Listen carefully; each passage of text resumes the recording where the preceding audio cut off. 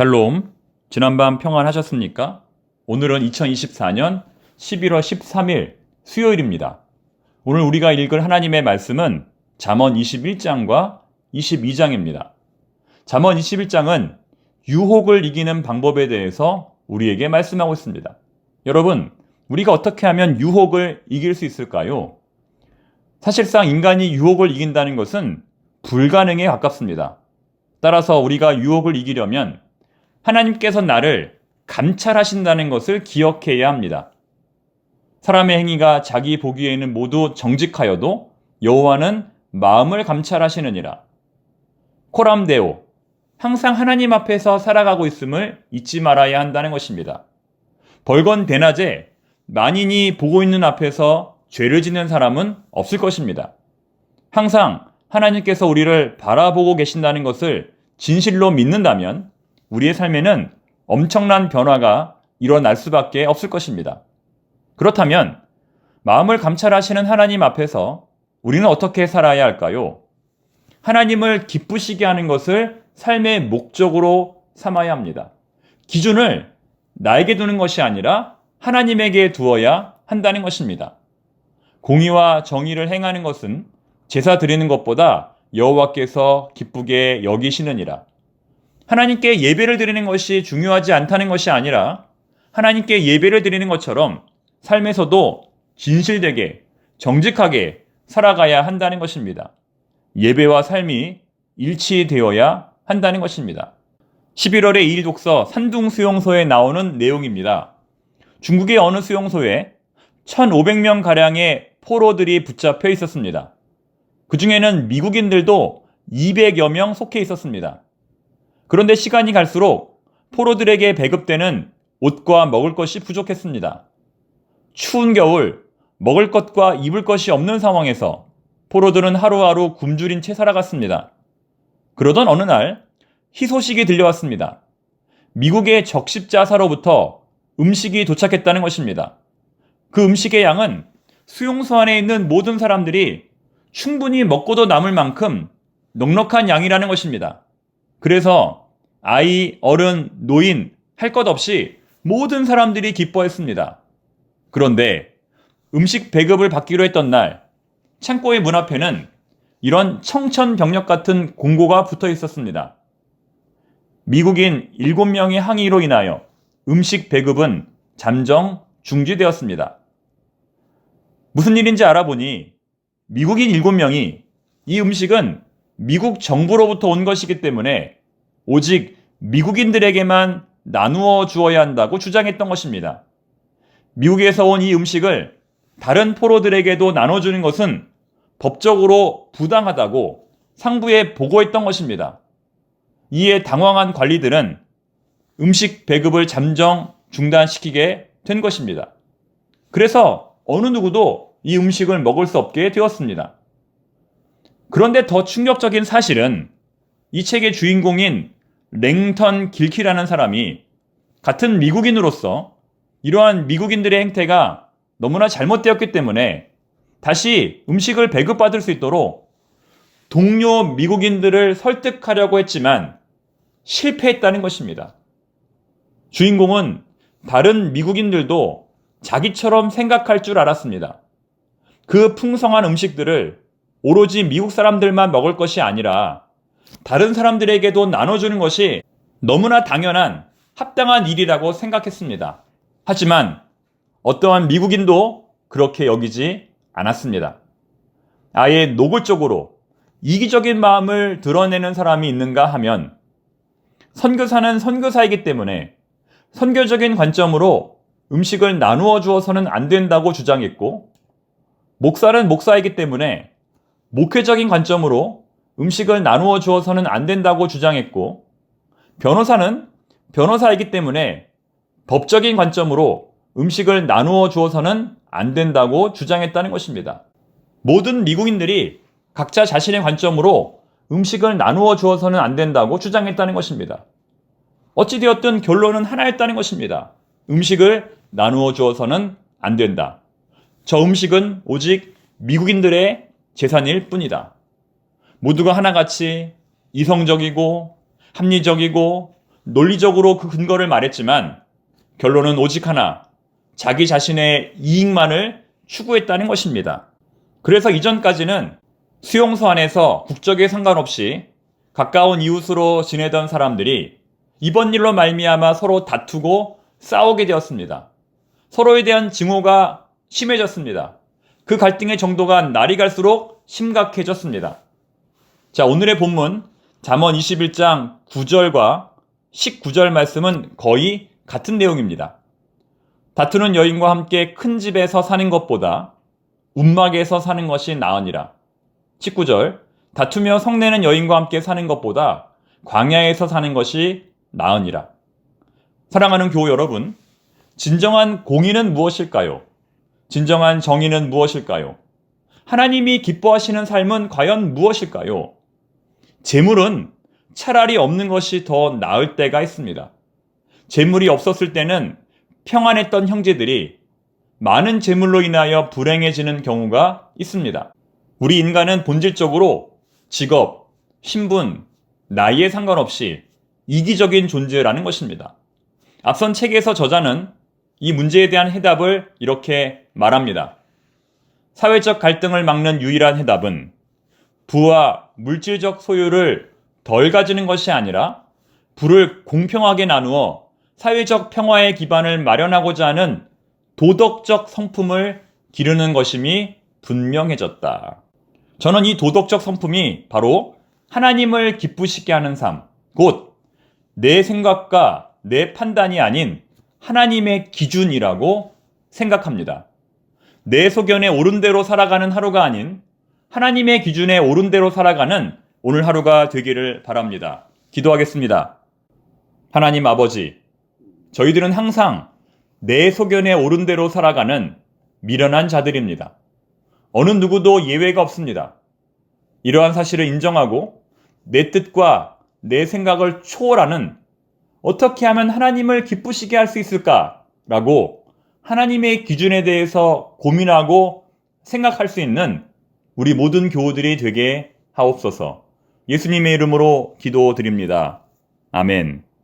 잠언 21장. 왕의 마음이 여호와의 손에 있음이 마치 본물과 같아서 그가 임의로 인도하시느니라. 사람의 행위가 자기 보기에는 모두 정직하여도 여호와는 마음을 감찰하시느니라. 공의와 정의를 행하는 것은 제사 드리는 것보다 여호와께서 기쁘게 여기시느니라. 눈이 높은 것과 마음이 교만한 것과 악인이 형통한 것은 다 죄니라. 부지런한 자의 경영은 풍부함에 이를 것이나 조급한 자는 궁핍함에 이를 따름이니라. 속이는 말로 재물을 모으는 것은 죽음을 구하는 것이라 곧 불려다니는 안개니라. 악인의 강포는 자기를 소멸하나니 이는 정의를 행하기 싫어함이니라. 죄를 크게 범한 자의 길은 심히 구부러지고 깨끗한 자의 길은 고드니라. 다투는 여인과 함께 큰 집에 사는 것보다 움막에서 사는 것이 나으니라. 악인의 마음은 남의 재앙을 원하나니 그 이웃도 그 앞에서 은혜를 입지 못하느니라. 거만한 자가 벌을 받으면 어리석은 자도 지혜를 얻겠고 지혜로운 자가 교훈을 받으면 지식이 더하리라. 의로우신 자는 악인의 집을 감찰하시고 악인을 환난에 던지시느니라.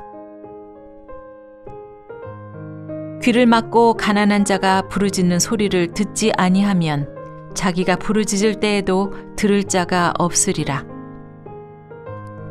은밀한 선물은 노를 쉬게 하고 품 안의 뇌물은 맹렬한 분을 그치게 하느니라. 정의를 행하는 것이 의인에게는 즐거움이요 죄인에게는 패망이니라. 명철의 길에 떠난 사람은 사망의 회중에 거하리라. 연락을 좋아하는 자는 가난하게 되고 술과 기름을 좋아하는 자는 부하게 되지 못하느니라. 악인은 의인의 속전이 되고 사악한 자는 정직한 자의 대신이 되느니라. 다투며 성내는 여인과 함께 사는 것보다 광야에서 사는 것이 나으니라. 지혜 있는 자의 집에는 귀한 보배와 기름이 있으나 미련한 자는 이것을 다 삼켜버리느니라. 공의와 인자를 따라 구하는 자는 생명과 공의와 영광을 얻느니라. 지혜로운 자는 용사의 성에 올라가서 그 성이 의지하는 방벽을 허느니라. 입과 혀를 지키는 자는 자기의 영혼을 환난에서 보전하느니라. 무례하고 교만한 자를 이름하여 망령된 자라 하나니 이는 넘치는 교만으로 행함이니라. 게으른 자의 욕망이 자기를 죽이나니 이는 자기의 손으로 일하기를 싫어함이니라. 어떤 자는 종일토록 탐하기만 하나 의인은 아끼지 아니하고 베푸느니라. 악인의 재물은 본래 가증하거든 하물며 악한 뜻으로 드리는 것이랴. 거짓 증인은 패망하려니와 확실히 들은 사람의 말은 힘이 있느니라. 악인은 자기 얼굴을 굳게 하나 정직한 자는 자기의 행위를 삼가느니라. 지혜로도 못하고 명철로도 못하고 모략으로도 여호와를 당하지 못하느니라. 싸울 날을 위하여 마병을 예비하거니와 이김은 여호와께 있느니라. 잠언 22장. 많은 재물보다 명예를 택할 것이요 은이나 금보다 은총을 더욱 택할 것이니라. 가난한 자와 부한 자가 함께 살거니와 그 모두를 지으신 이는 여호와이시니라. 슬기로운 자는 재앙을 보면 숨어 피하여도 어리석은 자는 나가다가 해를 받느니라. 겸손과 여호와를 경외함의 보상은 재물과 영광과 생명이니라. 패역한 자의 길에는 가시와 올무가 있거니와 영혼을 지키는 자는 이를 멀리 하느니라. 마땅히 행할 길을 아이에게 가르치라. 그리하면 늙어도 그것을 떠나지 아니하리라. 부자는 가난한 자를 주관하고 빚진 자는 채주의 종이 되느니라. 악을 뿌리는 자는 재앙을 거두리니 그 분노의 기세가 쇠하리라. 선한 눈을 가진 자는 복을 받으리니 이는 양식을 가난한 자에게 주민이라. 거만한 자를 쫓아내면 다툼이 쉬고 싸움과 수욕이 그치느니라. 마음의 정결을 사모하는 자의 입술에는 덕이 있으므로 임금이 그의 친구가 되느니라. 여호와의 눈은 지식 있는 사람을 지키시나 사악한 사람의 말은 패하게 하시느니라. 게으른 자는 말하기를 사자가 밖에 있은즉 내가 나가면 거리에서 찢기겠다 하느니라. 음녀의 입은 깊은 함정이라 여호와의 노를 당한 자는 거기 빠지리라.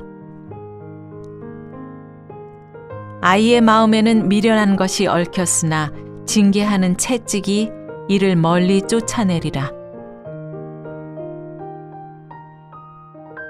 이익을 얻으려고 가난한 자를 학대하는 자와 부자에게 주는 자는 가난하여질 뿐이니라. 너는 귀를 기울여 지혜 있는 자의 말씀을 들으며 내 지식에 마음을 둘지어다. 이것을 네 속에 보존하며 네 입술 위에 함께 있게 함이 아름다우니라. 내가 너에게 여호와를 의뢰하게 하려 하여 이것을 오늘 특별히 네게 알게 하였노니 내가 모략과 지식의 아름다운 것을 너를 위해 기록하여 네가 진리의 확실한 말씀을 깨닫게 하며 또 너를 보내는 자에게 진리의 말씀으로 회답하게 하려 함이 아니냐. 약한 자를 그가 약하다고 탈취하지 말며 곤고한 자를 성문에서 압제하지 말라. 대저 여호와께서 신원하여 주시고 또 그를 노략하는 자의 생명을 빼앗으시리라. 노를 품는 자와 사귀지 말며 울분한 자와 동행하지 말지니 그의 행위를 본받아 내 영혼을 올무에 빠뜨릴까 두려움이니라. 너는 사람과 더불어 손을 잡지 말며 남의 빚에 보증을 서지 말라. 만일 갚을 것이 너에게 없으면 내 누운 침상도 빼앗길 것이라. 내가 어찌 그리하겠느냐. 너의 선조가 세운 옛 지계석을 옮기지 말지니라. 네가 자기의 일에 능숙한 사람을 보았느냐. 이러한 사람은 왕 앞에 설 것이요 천한 자 앞에 서지 아니하리라.